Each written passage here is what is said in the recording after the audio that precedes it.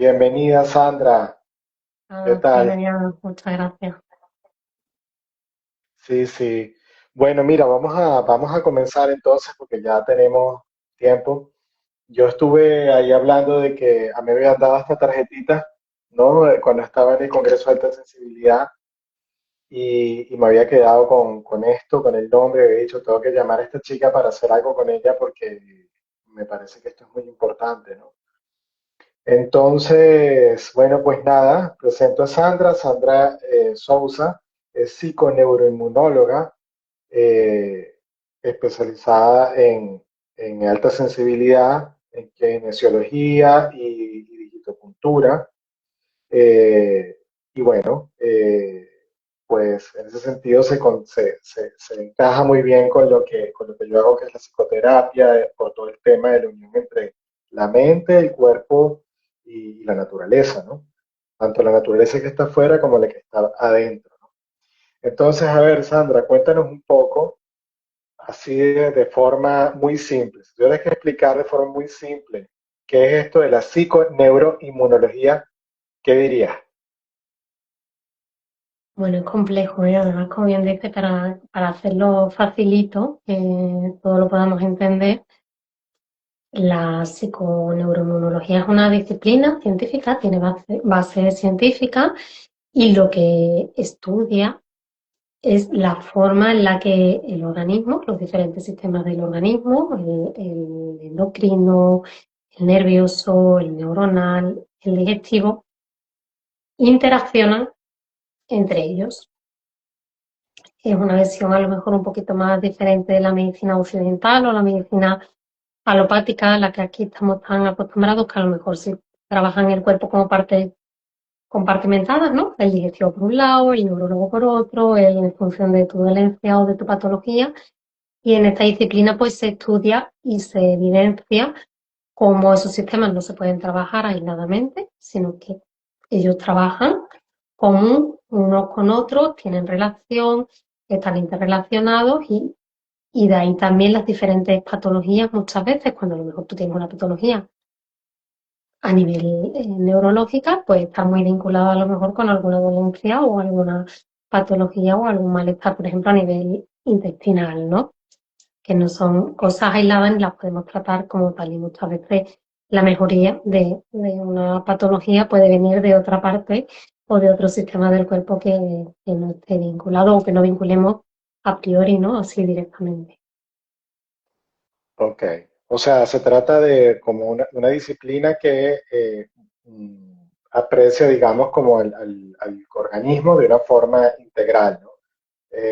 Donde se trabaja todo como un mismo sistema, digámoslo así, ¿no?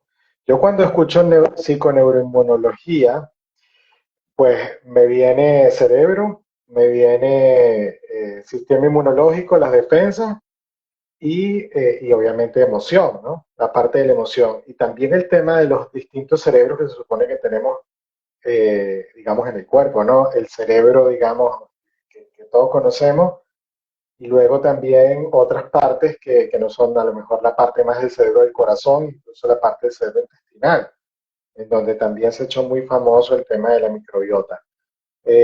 ¿Nos puedes contar un poquito más sobre esto, eh, bueno, sobre este tema de la relación entre la alimentación, el cerebro, el sistema inmunológico y las emociones? Bueno, vinculación tiene mucha y de hecho tú ya la has nombrado. Yo creo que la gran protagonista aquí es nuestra microbiota.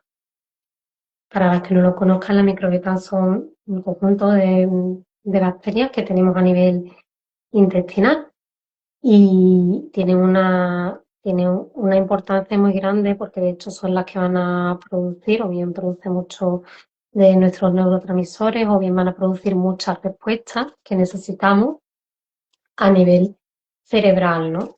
De hecho, por eso a día de hoy está tan popular y se empieza a conocer como nuestro segundo cerebro porque, por ejemplo, nuestra serotonina, que tanto tiene que ver con nuestro estado de ánimo, el 90% de nuestra serotonina se va a fabricar a nivel intestinal. De ahí es muy importante que tengamos equilibrado nuestra microbiota, que tengamos las suficientes bacterias que van a producir esos neuromoduladores para que podamos precisamente poder trabajar o poder muchas veces cuadros, como te decía inicialmente, de ansiedad, a lo mejor no se vinculan con una disbiosis a nivel intestinal y puede o bien estar producida de ahí o puede modularse mucho como vaya a cursar ese cuadro, por ejemplo, de una persona con depresión o con ansiedad en función de que consigamos reequilibrar esa microbiota, por ejemplo, a nivel intestinal, ¿no?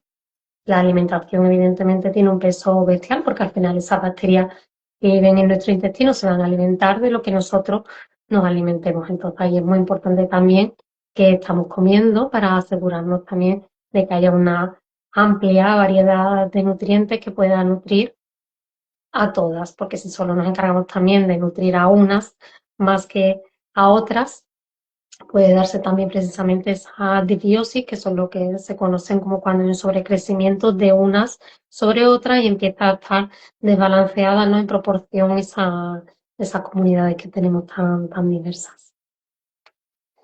Vale, sí, sí, sí. Bueno, desde el punto de vista de la ecopsicología, que es como esta unión entre la ecología y la psicología y de la ecoterapia, eh, pues se trabaja con la metáfora de que las personas somos como planetas. Decimos que es una metáfora, pero para mí es una realidad, ¿no? Entonces, digamos que el planeta Leo y el planeta Sandra y el planeta de quien esté por allí tienen unos habitantes y esos habitantes no son solo estas voces que viven en nuestras cabezas, ¿no? Sino que también literalmente estamos habitados, estamos de hecho construidos por una serie de seres que, bueno, que además forman ecosistemas que pueden estar igual que el ecosistema externo, balanceado y sano, o pueden estar todo lo contrario, ¿no? Y todo eso es muy interesante, cómo se dan estos intercambios entre el afuera y el adentro, por ejemplo, a través de la alimentación, ¿no? Eh, y cómo eso influye después en nuestras emociones y en nuestro bienestar en general. Esto es muy interesante. Bueno, y no nada más es que tú trabajas con esto, sino que además también conoces la alta sensibilidad y trabajas con personas altamente sensibles desde esta mirada. Entonces, esto es lo que yo creo que te hace a ti en este sentido como especial, ¿no? Y un poco eh, es la razón que estamos aquí, ¿no? Para poder hablar esto también desde ese punto de vista. A mí me gustaría decir de forma muy, muy breve lo que es la alta sensibilidad para que las personas que no lo sepan, pues no lo escuchen, pero de forma muy breve, ¿no? Porque creo que la mayoría ya lo sabrá. Pero estamos hablando de un rasgo del temperamento, que es la parte que se hereda de la personalidad, que supone tener un sistema nervioso más reactivo a los estímulos que vienen del exterior y del interior, sea a cosas como sonidos, ruidos, todas las cosas que van por los canales sensoriales, la parte táctil también, el olfato y también sensaciones que vienen de dentro del cuerpo, incluidas también los tipos de información como las emociones y los pensamientos. Entonces, el sistema reacciona mucho más a todo eso. Y esto se estima que lo tiene como mínimo un 20% de la población. ¿Y qué supone esta alta sensibilidad? Pues supone principalmente cuatro características que luego han sido expandidas a seis recientemente, y que tienen que ver con una mayor profundidad de procesamiento, de absorber todo mucho más y más rápido y de forma mucho más profunda, de procesarlo todo mucho más, de necesitar más tiempo para calentar antes de entrar en una situación nueva, una reactividad emocional importante, o sea, de típico comentario de, pero no es para tanto, ¿por qué lo sientes todo tanto? ¿No? Entonces se siente tanto lo bueno como lo malo, bueno, o sea, lo agradable y lo desagradable se siente con más intensidad. Luego también está el tema de percibir pequeños detalles y sutilezas que tienen que ver con si las personas son más visuales, más auditivas, más olfativas, y entonces tienden a notar el sabor de las cosas o el olor de las cosas, o si hay errores ortográficos, o si algo lo han quitado del lugar, o si hay un ruidito que otros no escuchan y estas personas sí. Y como hemos dicho, es muy personal. Y luego también está esta mayor facilidad para sobrecargarse y sobresaturarse, porque este, cuando absorbes todo más rápido te saturas y más rápido bueno, se te gasta, digamos, como esa batería. Y yo creo que aquí tiene mucho que ver especialmente esto también, qué es lo que consumimos y cómo gestionamos nuestra energía, ¿no? Y luego está el tema de la sensibilidad social, que es lo que es más nuevo, que antes estaba pegado a la alta intensidad emocional y ahora es una cosa nueva que tiene que ver con una gran empatía, una gran capacidad de hacer sentir bien a los demás si los quieren y si las personas altamente sensibles lo desean y si están en equilibrio como para poderlo hacer. Y luego la sensibilidad a las experiencias positivas que tiene que ver con este mayor apreciación del arte, del disfrute de la naturaleza, de todas estas cosas, ¿no? Que es tan interesante y tan positiva, ¿no? Estas dos últimas características hacen mucha referencia a la parte más positiva de la alta sensibilidad. Entonces no es un trastorno, no es un desequilibrio, no es nada de esto, es simplemente un rasgo de nuestra personalidad, pero que influye mucho en la manera en que nos relacionamos con nosotros mismos y con las otras personas. Entonces, hecho este vuelo de pájaro gigante, porque esto también daría para hablar, ¿cómo relacionamos el tema de la psiconeuroinmunología y la microbiota y toda esta historia con la alta sensibilidad? ¿Qué dirías tú, Sandra? Complicado, ¿verdad? Bueno, pues tiene una alta relación. De hecho, yo llegué a esto más por una manera accidental. De hecho, yo soy una persona con alta sensibilidad, un historial médico bestial desde muy jovencita y llegué realmente buscando soluciones para mí que a nivel de la medicina alopática pues no encontraba, ¿no? Tiene muchísima vinculación porque, como tú bien has explicado, las personas altamente sensibles eh, somos más reactivas al entorno, a todos los estímulos que tenemos. Entonces, toda esa sobreestimulación que vamos teniendo a lo largo del día va a tener respuestas a nivel fisiológico en nuestro cuerpo. Tanto todas las emociones que estamos vivenciando, ya sean positivas, ya sean negativas, todo ello desemboca en una cascada muy grande de, de información y de respuestas a nivel fisiológico. Por ejemplo, nosotros, eh, nuestro cuerpo obtiene de nuestro entorno a través de lo que se llama la neurocepción, que además es algo que nosotros no podemos controlar, ¿no? Que es algo que haremos de forma inconsciente, vamos analizando ya de por sí nuestro entorno. Eso lo haría cualquier persona, ¿no? Nuestro cuerpecito paz, que encima tiene como esa matiz, ¿no? De tener que captar aún con una mayor sutileza, va a captar una mayor información aún de ese entorno. Ese entorno, nuestra amígdala va a empezar a procesarlo como algo seguro o algo no seguro. Y de ahí se va a empezar a activar lo que se llama el eje de la amígdala, de la hipófisis, de las glándulas adrenales, que son las que se van a encargar de, finalmente, junto con las glándulas adrenales, de procesar ese cortisol o esa adrenalina en respuesta a una posible huida si ve que el entorno es desfavorable. ¿Qué es lo que pasa en una persona paz?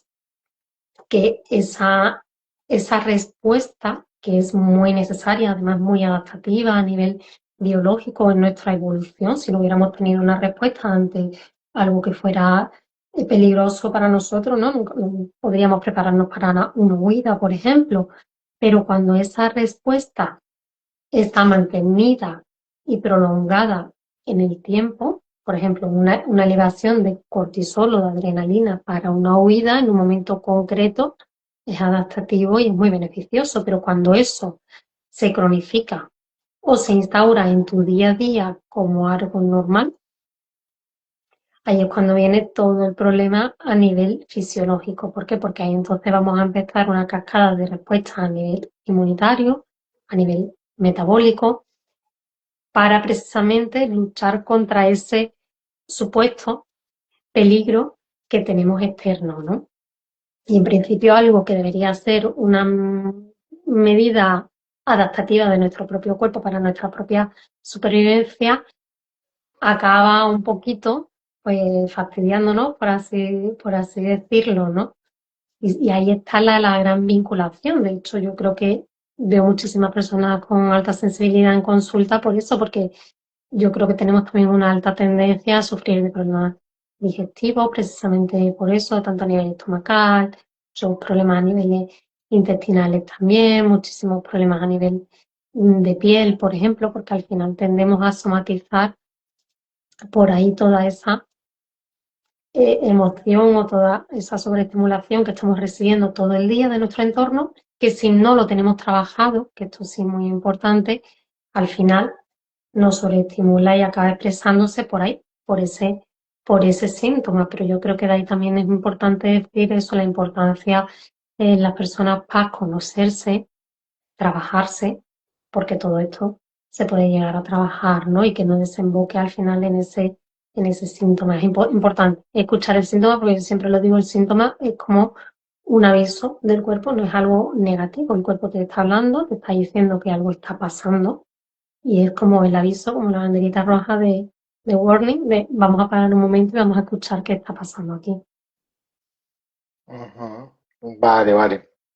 Bueno, entonces, claro, lo que tú vas diciendo es que hay una interacción entre lo que va pasando afuera y cómo el cuerpo recibe eso y las respuestas que tiene, ¿no? Y que las personas altamente sensibles, por su mayor reactividad, pueden responder de una manera más intensa y eso genera unas condiciones ambientales dentro de su cuerpo que también pueden o ayudar a que esa persona a lo mejor salga mejor parada de esa situación o más bien hacerle entrar en más bien una situación de somatizar, de empezar a tener síntomas físicos debido bueno, a cómo se está procesando esa emoción a todo nivel, desde el nivel más mental al emocional y también al físico. Entiendo. Bueno, y has mencionado entonces que una de las cosas que sueles ver es en los temas a nivel del sistema digestivo, ¿no? En las personas altamente sensibles. Vale.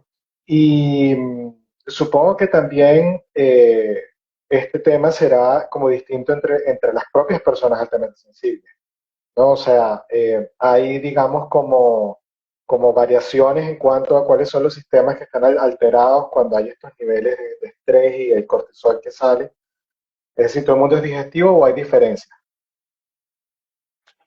Yo veo muchísima vinculación, o sea, a nivel, bueno, hay mucha vinculación evidentemente a nivel digestivo, pero porque también nuestro sistema digestivo está regulado por nuestro sistema nervioso autónomo, que es el mismo que regula nuestro nervio vago. Y entonces, claro, nuestro nervio vago es muy fácil que se nos desregule cuando lo estamos sometiendo a un alto grado de estrés o de cortisol prolongado en el tiempo. Ujú, Entonces, hay esa vinculación también, por un lado, con el sistema digestivo, porque ese sistema nervioso autónomo se va a empezar a desconfigurar, por así decirlo, y entonces van a empezar a surgir con mayor facilidad por problemas digestivos, falta de ácido estomacal, esa disbiosis a nivel intestinal, y también ahí se ven muchas veces también problemas, a lo mejor un poco más por el lado de inmunidad. En temas de alergia puede haber una mayor reacción a alergias, de hipersensibilidad, de muchas intolerancias a nivel alimenticio. Eso también se ve muchísimo, ¿no? Las alergias que se reflejan en la piel, como os decía antes, y eso sí es más una respuesta inmunitaria. Pero al final tienen casi, van de la manita, porque o igual que muchas patologías autoinmunes, ¿no? Las tiroides, se ve mucho también que fallan muchísimo, o se ven con mucha frecuencia en personas con alta sensibilidad, pero todas ellas al final nacen, por así decirlo, a nivel intestinal, porque cuando está sometido a un alto grado de cortisol elevado en el tiempo, ese cortisol lo que va a ir deteriorando, nosotros tenemos células intestinales, que son nuestros enterocitos, que están unidas, tienen que estar unidas, de hecho, para que no pase nada del lumen intestinal a nuestra sangre que estaría por aquí. Ese cortisol, muy resumidamente elevado, lo que va a hacer es que esas uniones que hay entre estas células, como si aquí tuvieran ganchitos, se van a ir debilitando. Y estas células intestinales que tenían que estar fuertemente unidas van a ir separándose. Al separarse, permiten que las cositas que están en el lumen intestinal vayan pasando a nuestra sangre.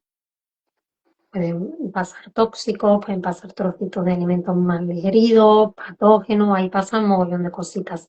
Pero ¿qué es lo que pasa también? Que en nuestro sistema de defensa, la mayor barrera de defensa que tenemos, lo tenemos precisamente aquí, a nivel de la pared intestinal.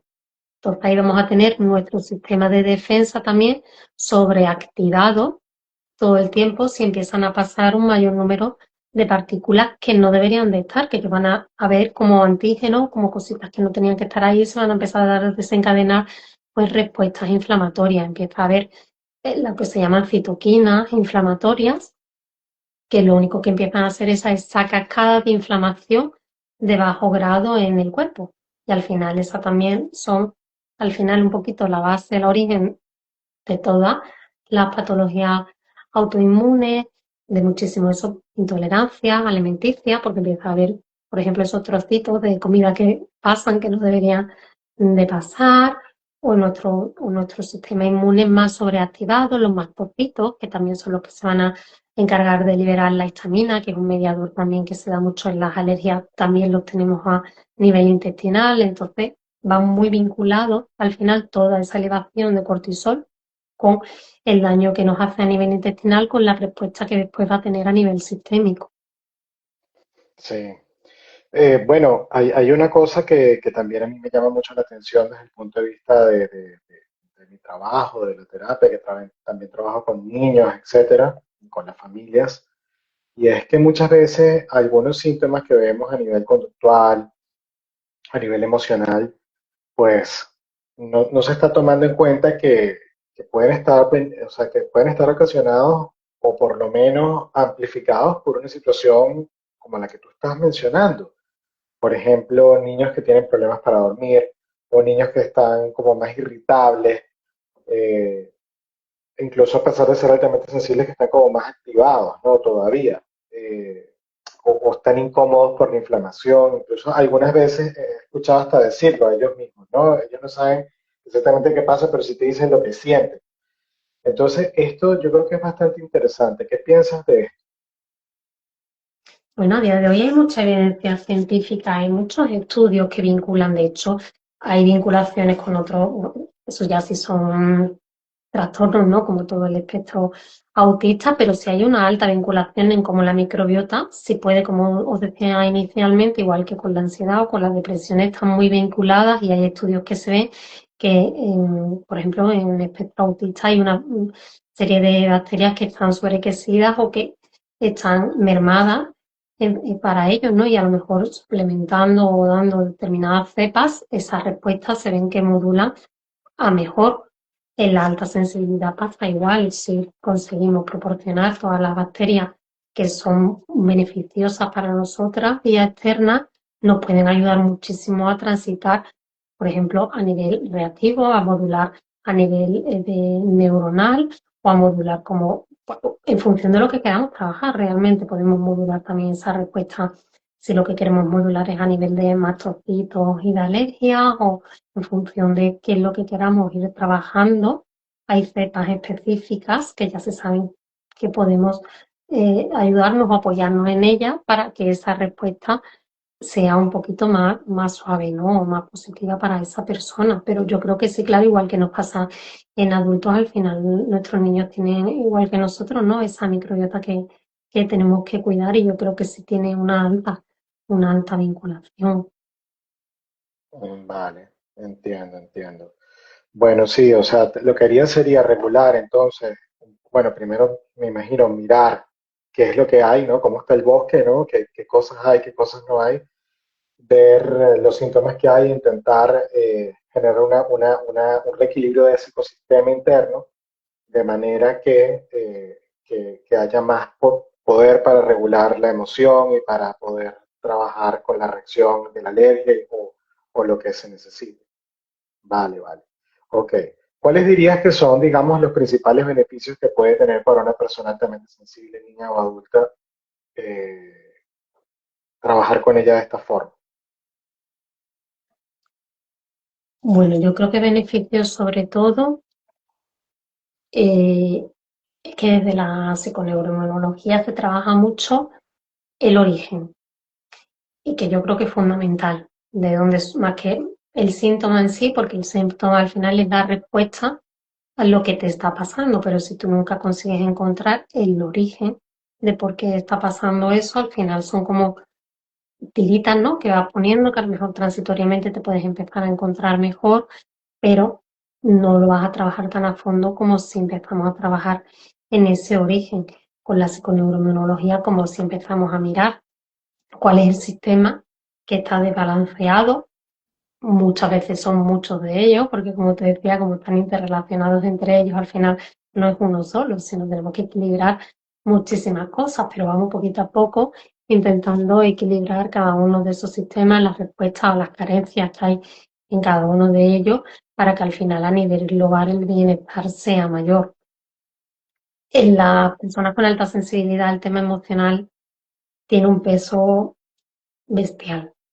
Y por eso yo siempre hago muchísimo hincapié en conocer el rasgo, en tener una buena gestión emocional, que trabajen con profesionales como tú. Para mí eso es básico porque yo puedo a lo mejor desde la consulta trabajar súper bien una alimentación, por ejemplo, ¿no? O darte una suplementación, que si a nivel emocional no hay una buena gestión, al final el sistema está muy desequilibrado y no vas a encontrar un bienestar tan global, sobre todo, ya te digo, me centro sobre todo en las PAP porque sé que el peso de gestión emocional es bestial y desequilibra muchísimo y nos produce eso, muchísimo cortisol, por ejemplo, como ya os he dicho con anterioridad, al final nos desbalancea muchísimo toda la balanza y todo lo trabajado.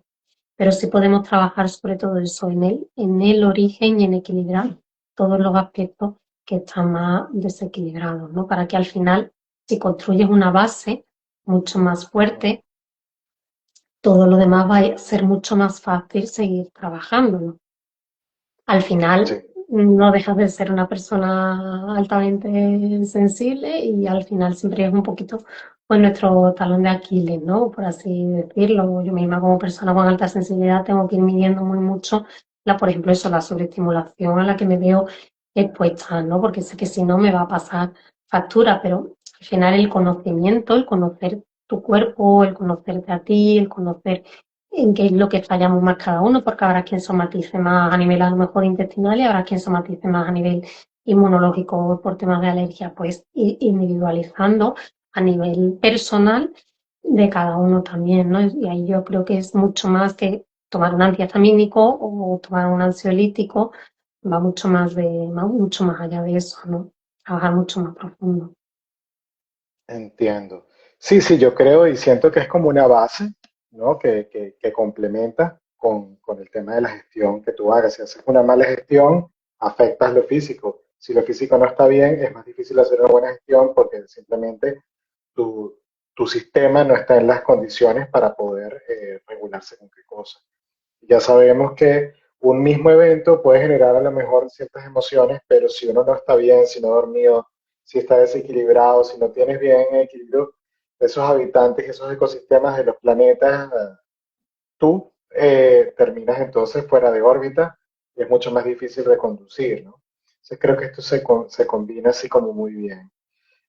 Luego también te quería preguntar, yo sé que cada caso es distinto, entiendo que entonces básicamente el trabajo es un trabajo, al menos desde este punto de vista, que tiene que ver con nutrición y donde a través de suplementos alimenticios o a lo mejor a través de cosas naturales como probióticos y cosas de estas, puedes conseguir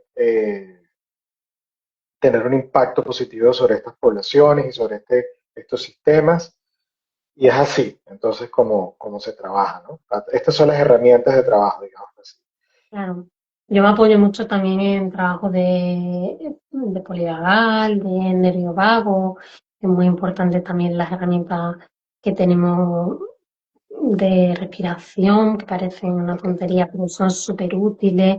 Nos ayudan muchísimo a descargar todo el tono vagal, que las PAS también están muy, muy sobrecargados y como te decía antes, tiene una vinculación muy directa con nuestro sistema digestivo, entonces ahí trabajamos mucho a nivel somático, con técnicas también para intentar relajar mucho en intentar instaurar pautas y hábitos que puedan ir ayudando también en el día a día a a bajar un poco la intensidad conforme también nos vemos que nos vamos viendo sobrepasados, porque muchas veces son técnicas muy facilitas de aplicar, que se pueden hacer en un minuto o en dos, incluso trabajando, te retiras un momento, voy al baño, ahora vuelvo, pero te ayuda mucho a volver a descargar y a volver a soltar para volver a conectar, ¿no? Con uno mismo.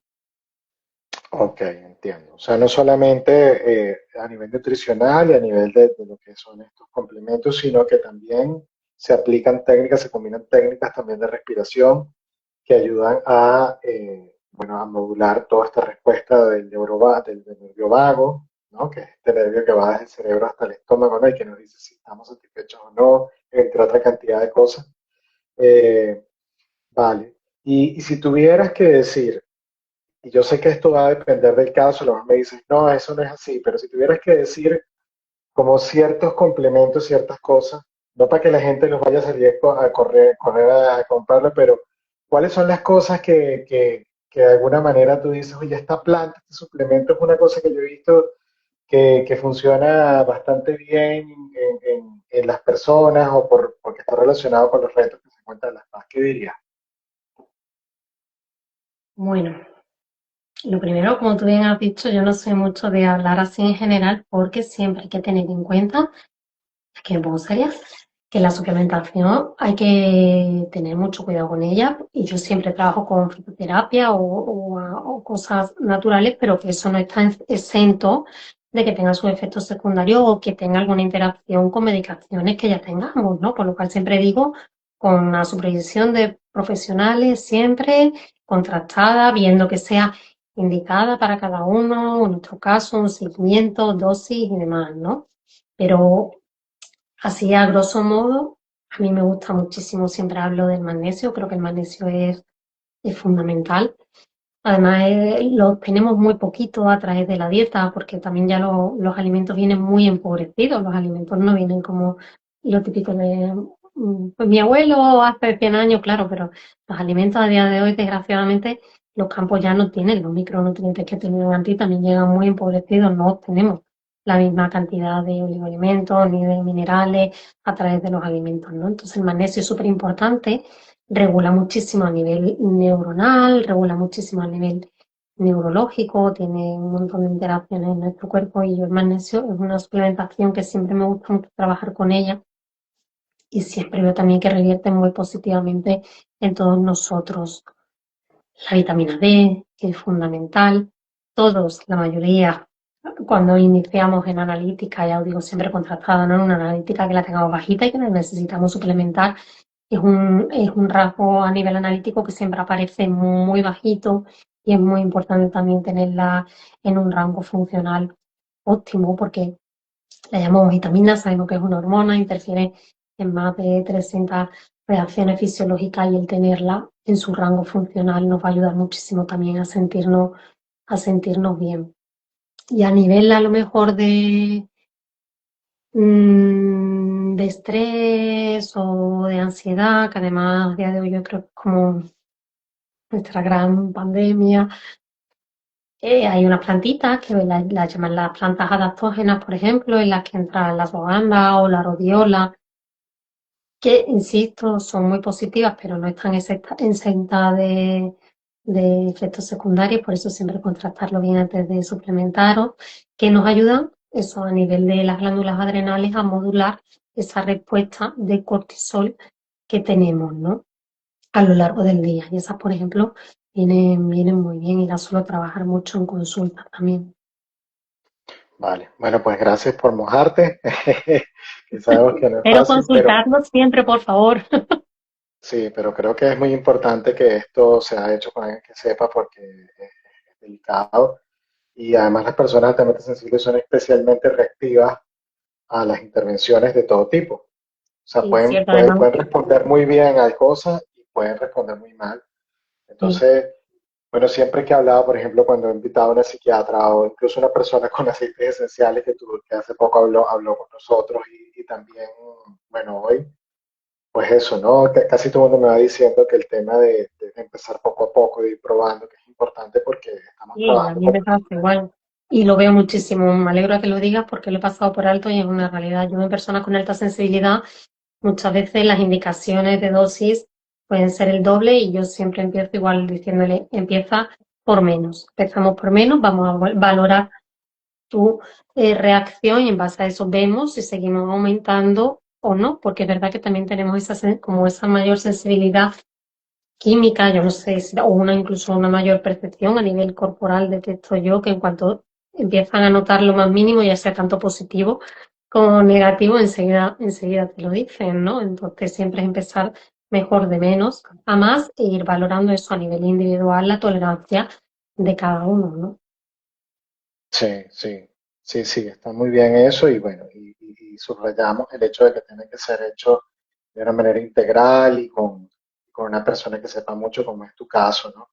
Eh, sí que me gustaría hacer un pequeño comentario acerca de justamente eso que decías, de los nutrientes del suelo, etcétera, ¿no? Porque eso toca un poco lo que tiene que ver con la ecopsicología y se ve muy claro, ¿no? Muy claro cómo, como comunidad, como especie, ¿no? Tenemos que replantearnos cosas y ya no las estamos replanteando, pero necesitamos aún más. Yo creo que la gente altamente sensible en ese sentido, con su procesamiento profundo y su capacidad especial de emocional y de empatía, creo que es clave en estos momentos, ¿no? Porque hay que ser muy creativos, tenemos que buscar maneras de poder alimentarnos mejor y de poder vivir de una forma que sea más sostenible. Porque, pero al mismo tiempo, sin meternos un tiro en una pierna, que eso es el reto realmente que tenemos, ¿no? Y por eso, a pesar de que sabemos que muchas cosas que hacemos no son lo mejor, lo tenemos que seguir haciendo porque simplemente no hay otra opción, porque hay que comer, porque no puedes comprarte todos los productos ecológicos y orgánicos.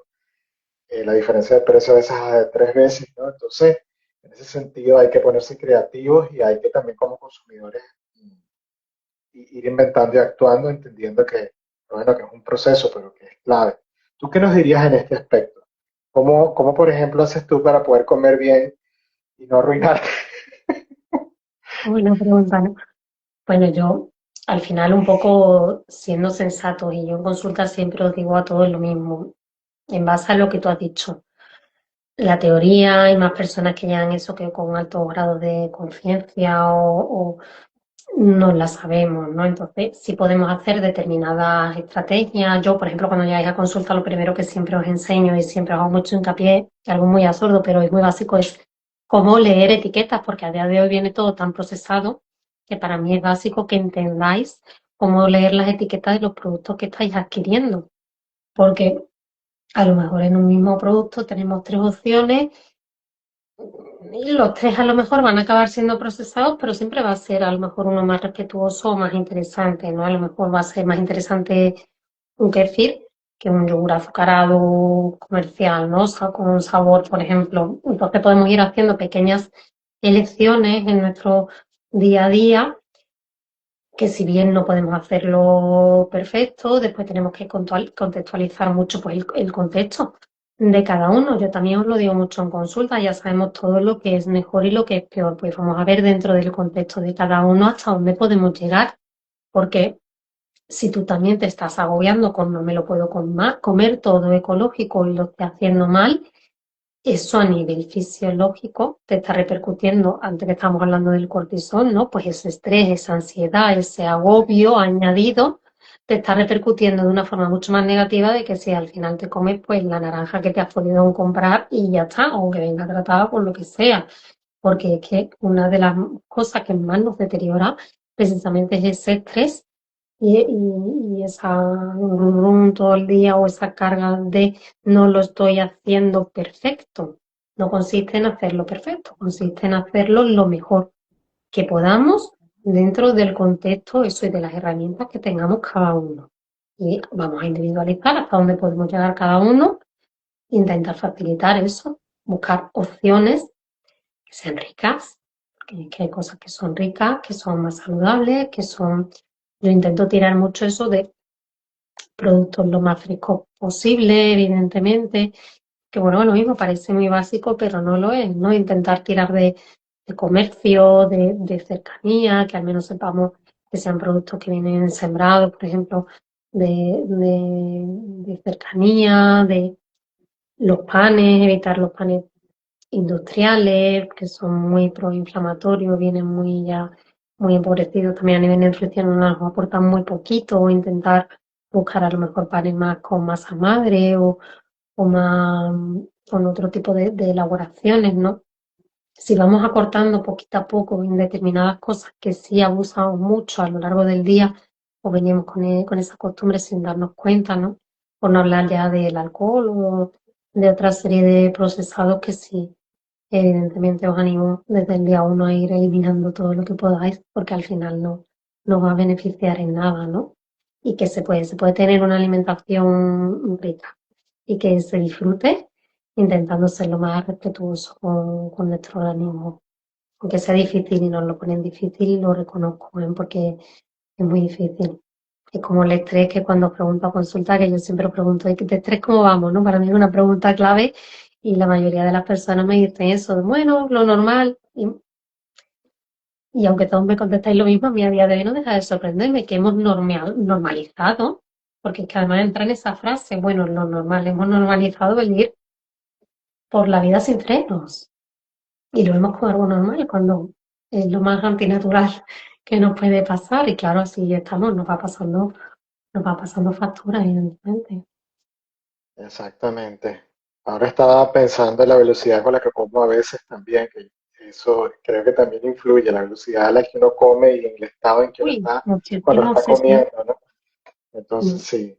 Comer Bueno, creo que... rápido y comer desvinculado, que ya no es solo el comer rápido, sino Ujú, me encuentro mucho también el como en el trabajo y como con el tupper mientras mando un mensaje, o estoy viendo la ujú, tele, estamos en todo, menos en el acto de comer. Y yo eso es claro, algo que también os lo digo mucho en consulta, cuando te sientes a comer, te sientas a comer. Es que tengo 10 minutos en la oficina, pues 10 minutos me da igual, pero te sientas a comer, te levantas de la mesa del ordenador, te vas a otra mesa, miras tu plato, agradeces tu comida, respiras tranquilamente antes de ponerte a comer e intentas conectar todo el tiempo con el acto de comer. Es que es importante, además, primero porque la digestión empieza aquí en la boca, en la masticación. No es lo mismo, si yo estoy vinculado, voy a masticar 2 veces, voy a tragar, a que yo mastique y salive, ahí va a empezar nuestra digestión y es muy importante por ese lado. Después para la saciedad también es súper importante.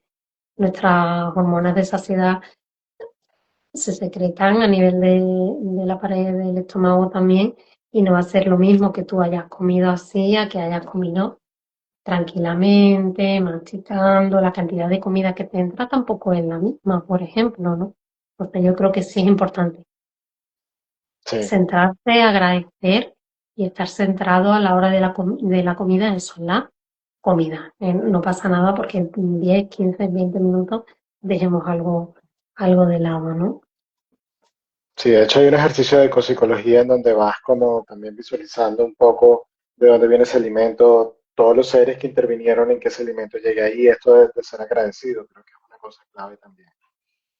Bueno, que yo en mi caso personal tengo que hacerlo un poco más, ¿no? Pero que está muy bien. Bueno, es un tema bastante complejo, la verdad, pero muy importante, muy interesante.